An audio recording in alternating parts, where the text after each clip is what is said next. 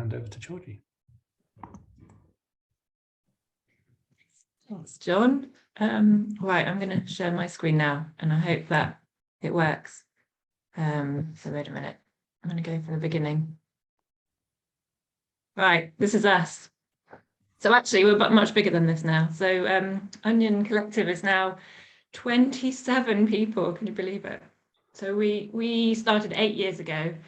We're a social enterprise, and really what we're trying to do is work towards environmental, social, economic and cultural justice in our town. So that's pretty complex and involves lots of different things. And really what we're trying to do is understand how we can holistically think about regeneration in terms of a community-led version of what regeneration is. So it's thinking about our hometown in Watchet, which is very small. It's about a population of 5,000. It's coastal, so it's really in the middle of nowhere. It's about an hour and a half from Bristol, near Minehead.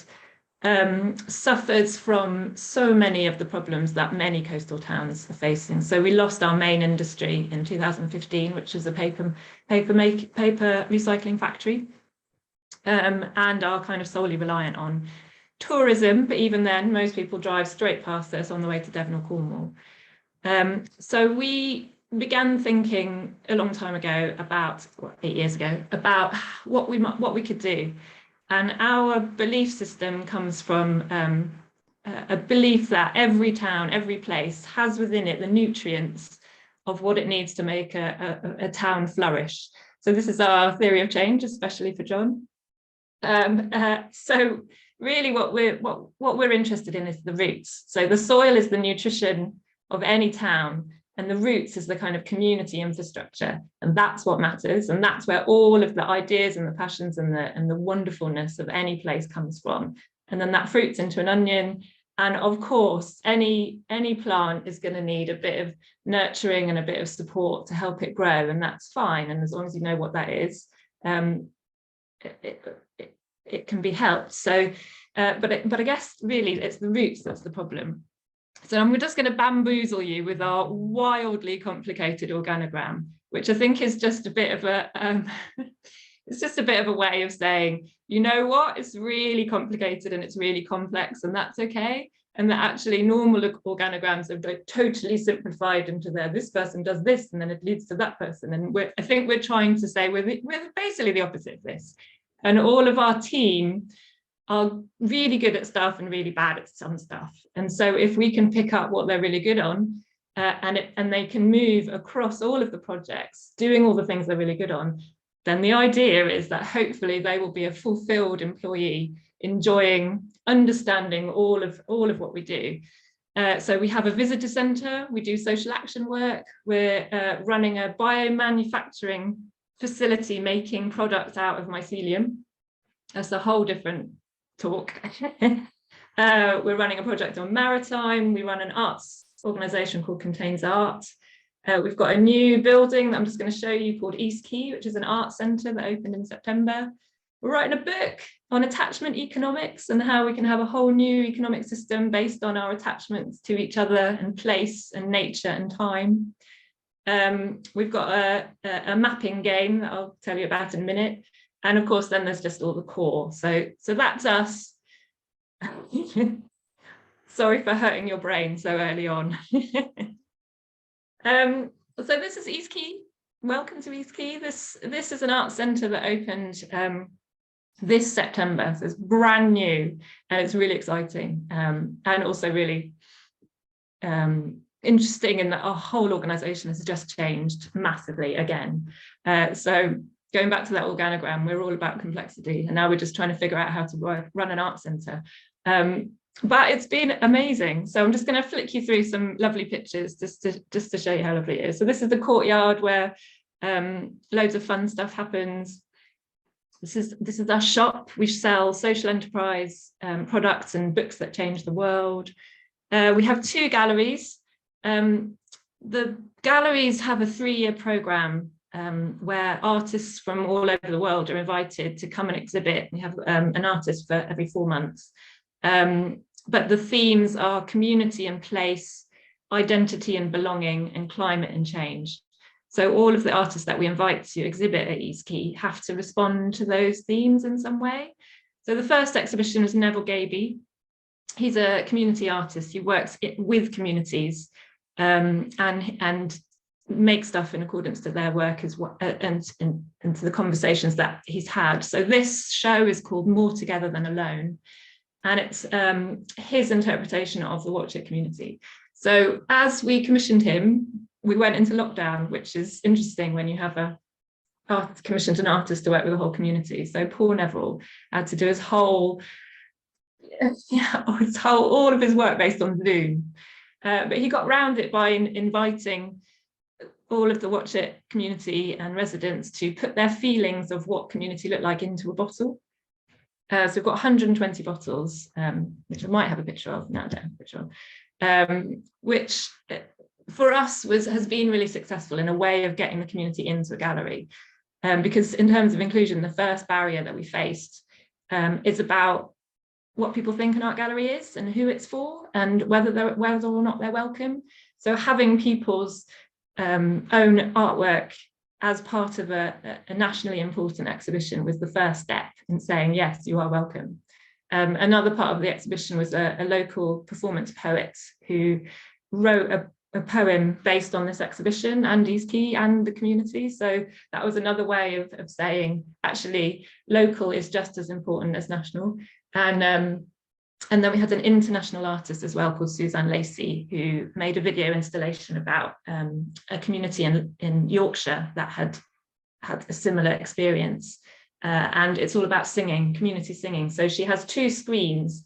One is a kind of very white community choir, which is called shape note singing. And another is Sufi devotional chanting. And the video kind of brings the singing together, and it's the most moving piece of film, partly because of there's something about song that just vibrates in your body, which is really lovely. So you're going to have to come and see it. It's also got an education space, which was designed by the local kids in 3 local schools, and a environmental psychologist who was there to help us interpret what the kids were really saying and understanding what kind of a space kids wanted to learn in. So they didn't want chairs and tables. So these balls on the wall you can take down, and they're sort of bouncy balls, so you can sit and kind of do that. And then the landscape is places where they can sit or kneel or stand. And if they want to be on their own, they can hide in the holes. So lots of them just come in and zoom in and hide in the holes and do their work that way. But it's this really lovely space, and it's got the lighting as well was really important in that different kids need different atmospheres, and so the lighting means that you can have any kind of colour or lighting that you want to help with kind of sensory experiences. So my job is about community engagement, really, and I think my theory is that community is really just chatting. It's really just conversation. It's the sum of a million conversations, from walking down the street to on your doorstep to in the shop to at the post office to in more organised situations. And part of what my job is to try and organise as many conversations as possible with as many different people as possible. So what happened in the beginning 8 years ago is that we thought the way of being inclusive was to put an envelope through everybody's door and say, you're invited to this meeting, come and chat. And we thought by kind of scattergunning everyone, that was the way to do it. And then we're sort of slightly upset and confused why everyone that came to the meetings all looked the same and were the same kind of people. And it turns out that when you send invitations through people's doors, the people that turn up are the people who always turn up, because they see it as a welcome for them. They recognize something. So everyone tends to be absolutely lovely, but pretty middle class and pretty affluent, probably retired, because they've got the time. And in talking about this, we were trying to understand what the barriers are, like why aren't more people coming? And realised that actually it's sort of systemic, isn't it? It's about money, it's about time, it's about power, it's about accessibility and welcome.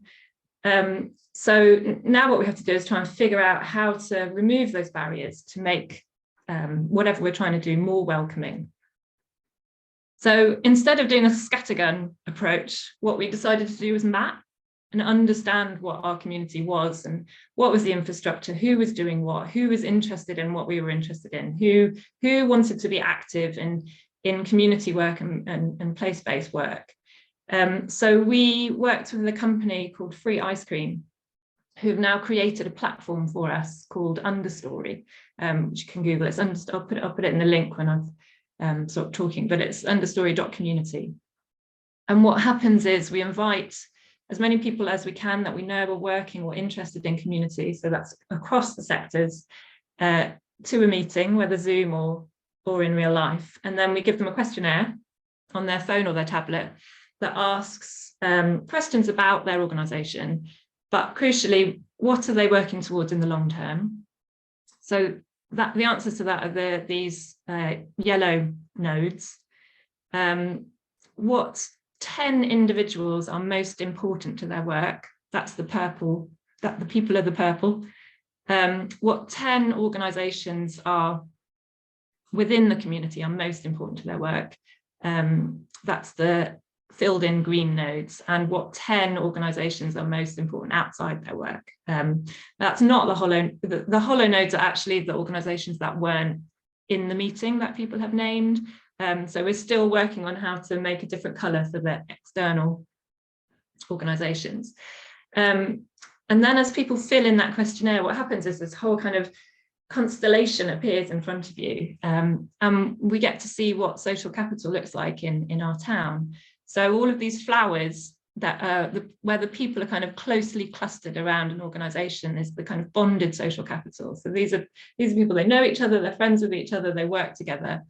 And what we've started to understand is that what's really important are the people that link all the different organisations together. So there's various different people that we call bridges who share pretty common characteristics of they're like people. So they're often curious, non-judgmental, good talkers, good listeners. So lots of these people exist. But then there's also the other bridges are the people that hold a lot of the power, who might be the town mayor or who might just have a lot of fingers in a lot of pies. So that was our first way of understanding who it was. And that meant that the invitations that we sent out could be much more targeted, because for the first time we could understand that actually the football club has the same aspirations as the local, as Contains Art, in terms of what they were working towards was raising children's aspirations. So great, let's get them together and let's have conversations together. So then we also understood that actually creating the right conditions is really important, and food always features. Food and warmth and an accessible space is so important just for including that welcome.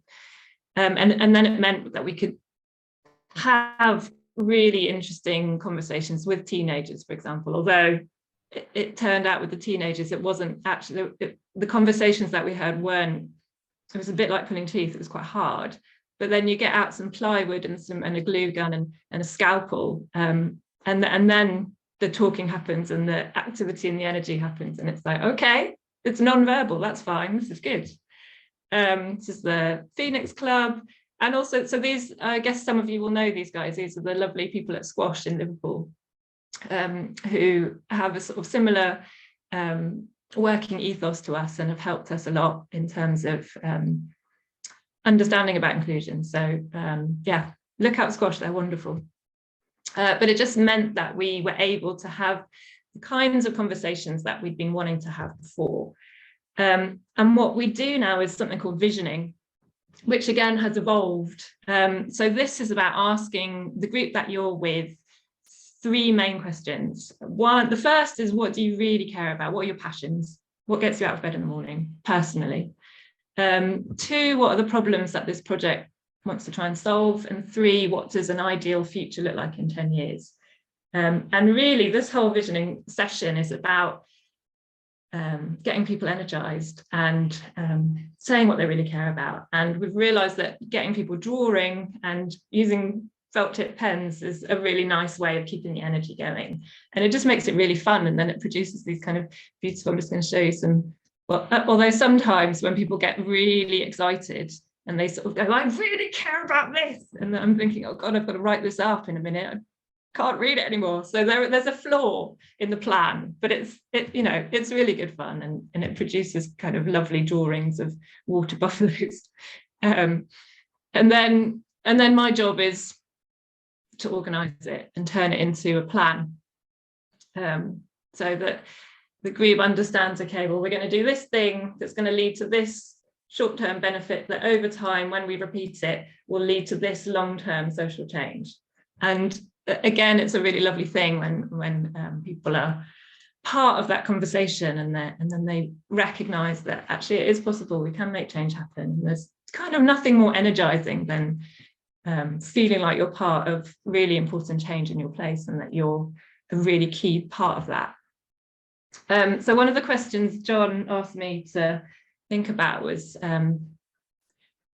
what happens when people talk about inclusion but maybe don't behave in the way that encourages it, which made me laugh because that happens to us constantly. It's like the constant question that I don't really know how to solve, and I'm really interested to know how you guys all do it. So we refer to these people as sticks in the mud. In our town, it's pretty patriarchal. It's the people with power, and they don't want to let go of the power. So they're good, kind people, actually, most of them, like personally, lovely people, but they've been the decision makers for so long, they can't actually envisage a world in which they don't have that position. So the idea that some people might be trying to take that power away is kind of abhorrent to them. And it turns out, it's not easy. So we try and talk about this in terms of the empathy river, that by creating the energy and the excitement and the passion through the visioning sessions, we can just go around them and we can hopefully wash them away and just keep going. And I think the kind of message is about persistence and just keeping on doing, getting that energy and keeping that river of energy and passion for what people really care about really strong. And that's how you get around the sticks in the mud. I just lastly quickly wanted to talk about what we want to do now. So the visioning sessions are really interesting and really energizing and beautiful things, but people come as who they think they are, and quite often get stuck in what's possible and really worrying about things that can't change. So the way we would really like to progress our work is to think more about how imagination and how a change of perception can help. So inclusion for us is so much about difference of perceptions and understanding all of these complex different groups, all of their perceptions, and how that relates to the work that's happening. And how we can do that best is by using our imagination. So we've been working with an organisation called Moral Imaginations. Phoebe Tickle has been facilitating sessions with us around how we imagine ourselves as different as a different way. So this session was called A Council of All Beings. And we imagined ourselves flying over the world, and we found a being, a non-human being, that we wanted to take a message from. So I was red deer, someone was a dandelion, there was a bubbly horse dragon, could be mythical creatures, someone was the tar sky, someone was a river god. And we had a full council, where all us as beings brought our messages to the humans. And it was this really, really beautiful way of leaving what we thought we were behind and becoming something else. So we did, I think that's the last one actually. So we did another session that was about letters from the future. So you imagined yourself as your great grandchild, and what message would they bring? So I think I think it's about just trying to sum this up in a way. So for me, I think what inclusion is about is removing barriers, often systemic barriers, but also welcoming and imagining all of the different perspectives that you possibly can, so that you can change who you think you are and what you think is possible. Thank you. That's me. All right, I'm going to stop. There we go. Amazing. Thank you, Georgie. You're welcome.